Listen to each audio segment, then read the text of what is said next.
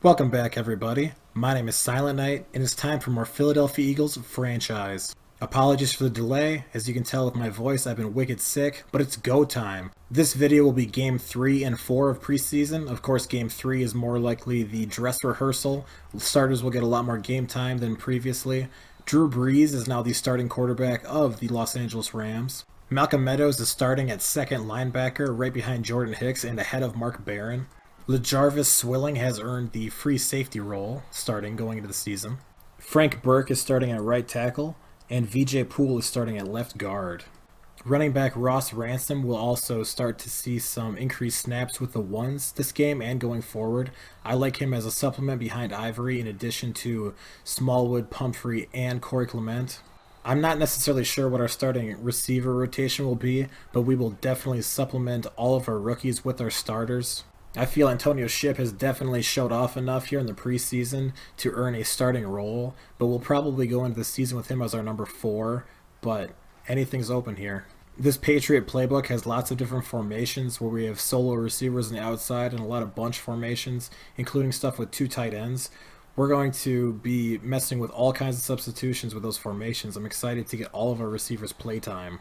With the 3 receivers that we took this year, with Antonio Shipp, J.D. Nixon, and Wes Womack, I think the sky's the limit, including last year's drafted Mac Hollins, and I do believe that Nelson Aguilar is in the final year of his contract. I'm not necessarily sure if we're going to retain him with the talented receiving core we're starting to develop. But far and away, this offense's most talented players are at tight end, with Zach Ertz and Trey Burton leading the way. I think between them, they may have 100 and 120 possible catches this year. Here is our talented rookie punter, number 3, Alan Hoffman. He has an absolute cannon for a leg. I'm not sure what we're going to do during the season with our gunners. I'm not sure if I want to focus more on speed or hit power, as Swilling makes a nice little tackle there. I'm very excited with the overall regime change of this defense. I think 3-4 definitely plays into the scheme and the talent of our players. Meadows and Swilling, along with, of course, Jordan Hicks behind the 3 defensive linemen that we have, is a very intimidating presence, and I cannot wait to continue developing all of them.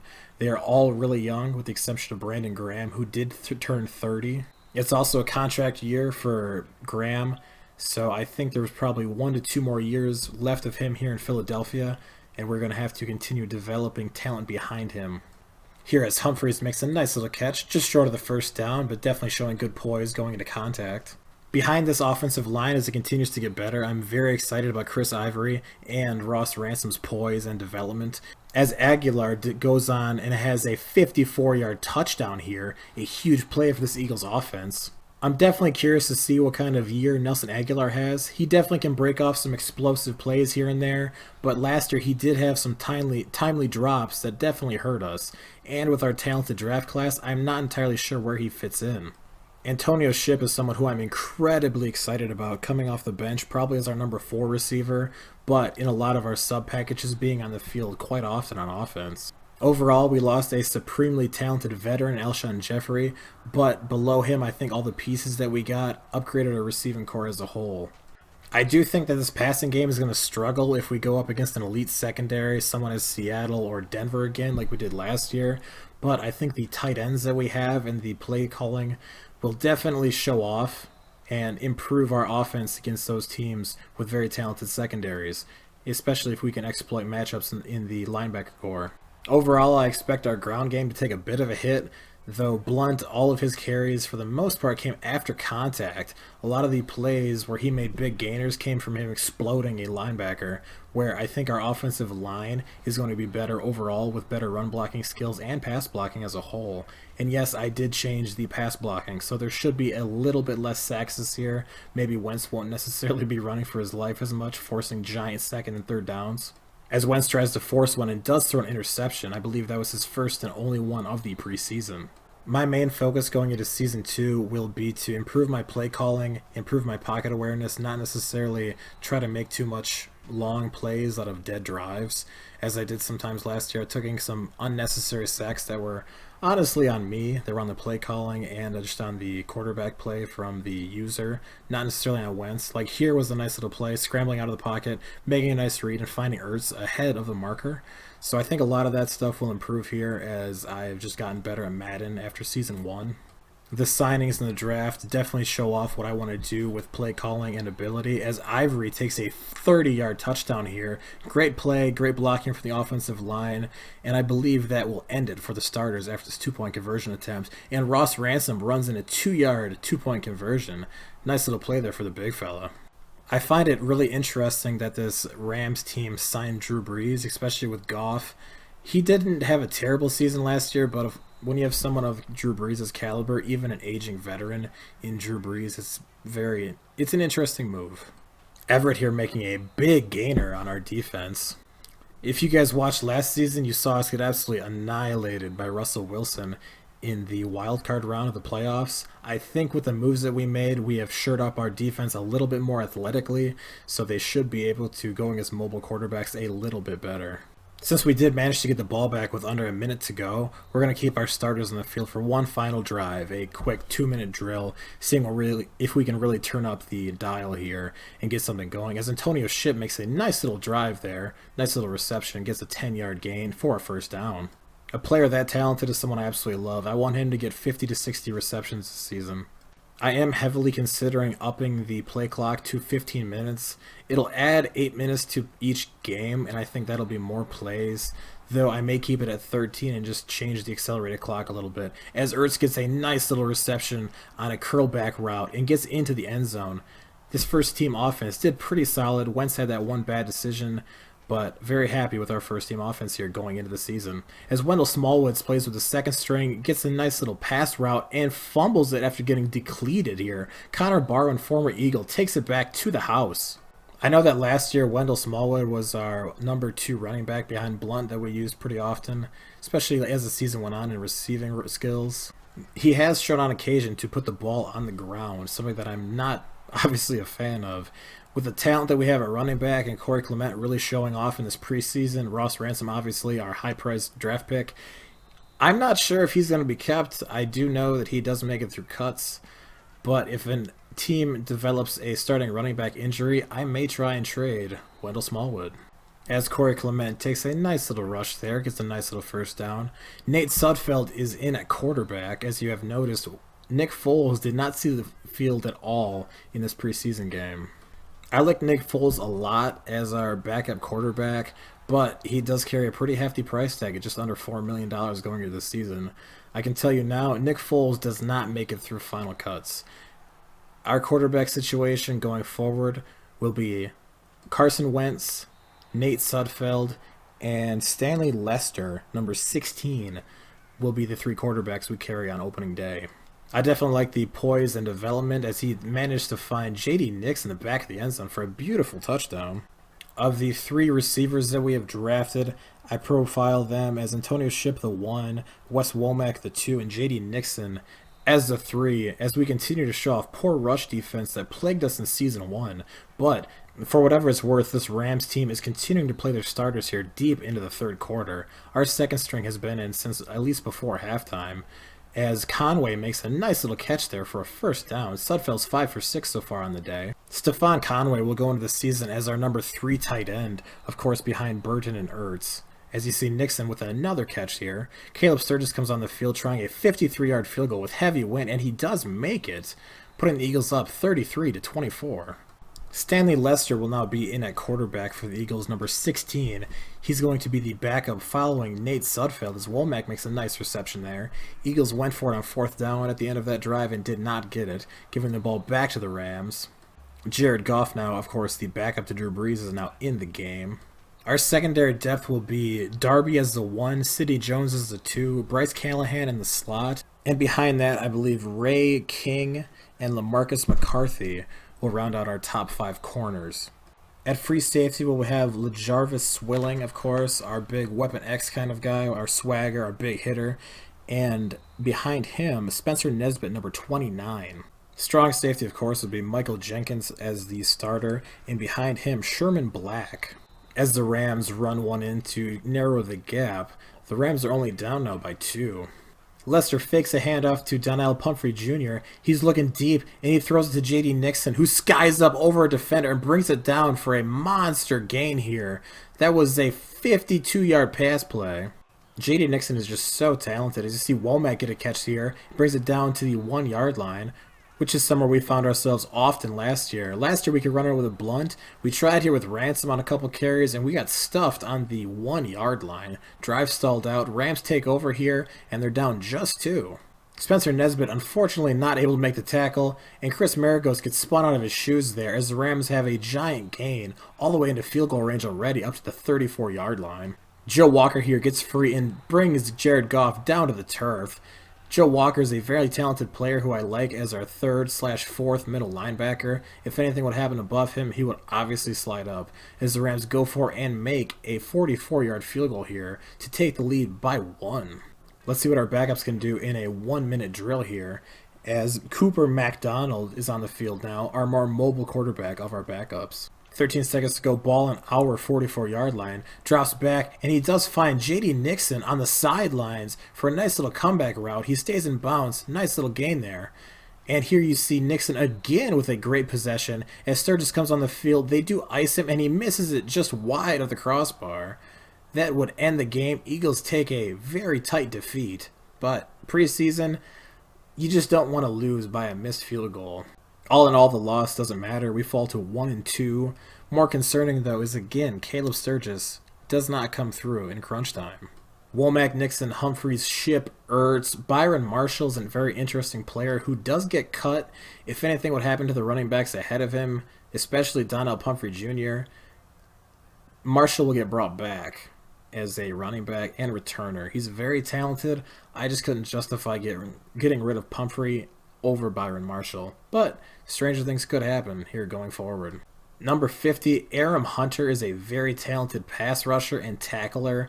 I love him being outside at linebacker. He provides great depth, and again, he can possibly be used on the line since we are now in 3-4. As we go into Game 4, pretty much a very intense backup battle here as Ivory gets the carry, takes it up the middle, makes one man miss, two men miss. He starts running out of gas and gets brought down at around the 10-yard line. Nice to see Chris Ivory start to get those wheels turning here with the first-team offense.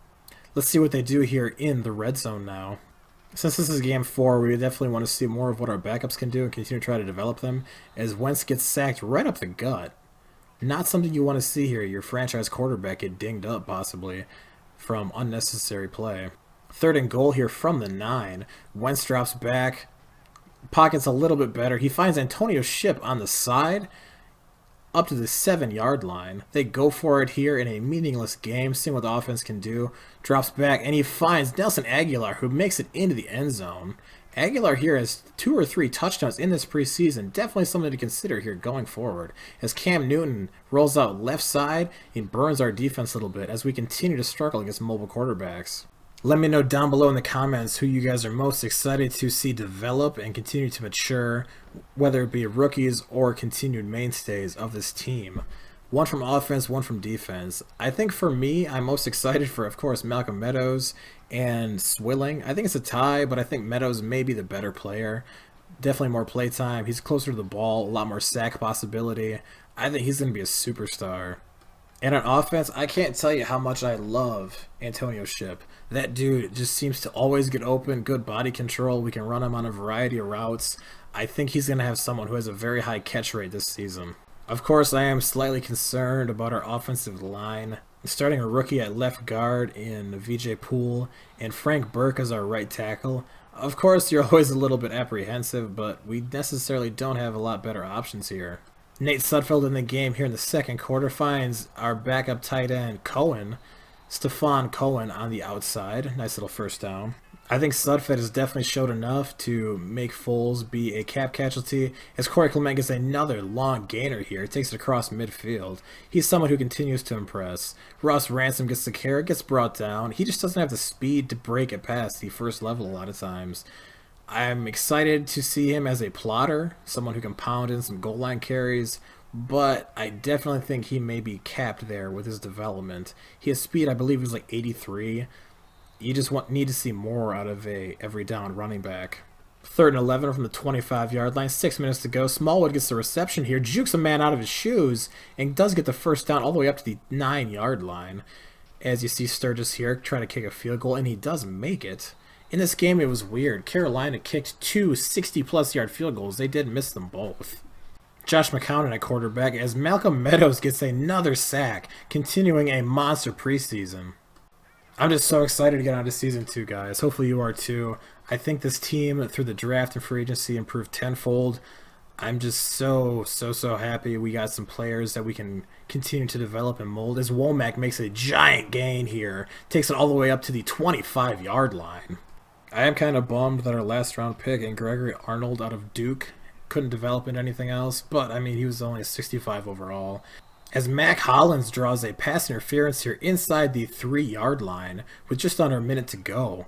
Handoff to Ross Ransom, takes the right side, breaks through contact, and makes it into the end zone. Touchdown Eagles. Ross Ransom's going to be an interesting player, man. He almost profiles kind of like a fullback. Not very fast, can't block, but a very interesting talent that I'm very happy to have. Almost something like a Mike Tolbert, possibly. As we try to throw a heave here to end the game, get intercepted, and our tackler, I believe it was Womack, gets flagged for a pass interference, giving the Panthers one last chance here. They throw it up into the end zone. Good pass defense on the play by Nesbitt, as well as LaMarcus McCarthy, as the Eagles now take over in the third quarter. Great catch there by Cohen.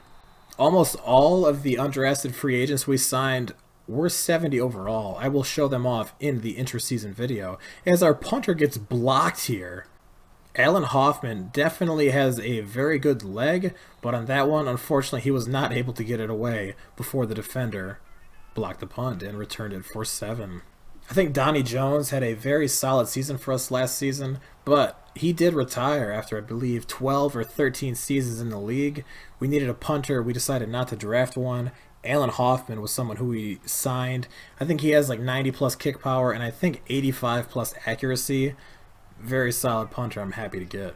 Carolina marched down and kicked a field goal, as in at quarterback now we have Stanley Lester, who finds Womack. 2 for 64 on the day for Wes Womack.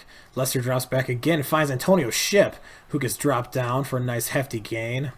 This 2 running back set is something I'm looking forward to use and abuse. Ransom gets the carry here on 2nd and 17, gets a nice little chunk. Nothing major, but 5 here and there. On that play, Lester did break his collarbone, so back into the game for the Eagles is Nate Sudfeld. Stanley Lester is a very talented player who I'm looking forward to keep developing on the team. We did put him on IRs. He's out for 7 weeks. Not someone who I wanted to carry on the roster, and I don't think if injuries hit us at quarterback, we have more things to consider than Stanley Lester. He will be someone who we bring in next season to battle possibly for number 2, but going into the year, Nate Sudfeld is our number 2 quarterback, as Corey Clement brings it into the end zone for another rushing touchdown.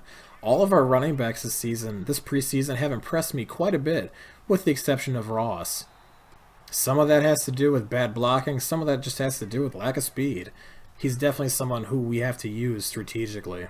Number 4 linebacker here, Joe Walker, with a nice interception. He's definitely making the team. He's someone who we're going to use heavily on special teams. He'll be on our kick coverage, as well as our punt return and kickoff return defenses. Donald Pumphrey Jr. here running a little bit wild. He will be our main pass-catching running back and one of our kind of slasher type running backs, as he is currently 7 for 38 here in the game. Ransom with another carry, takes it up the middle, makes one man miss, gain of 7, currently 8 for 15 on the day and a touchdown. Being up 14, we decided not to kick a field goal. We decided to put more pressure on our offense, see if we could help get some kind of plays and goal situations to go. We did turn it over as Joe Walker gets another sack. 2nd and 20 from the 11-yard line. McCown drops back, drops in a dime to Curry, and they do get a face mask penalty as well. Panthers are starting to move the ball a little bit with a veteran quarterback in, and drops in another dime, stays in bounds, gain of 24.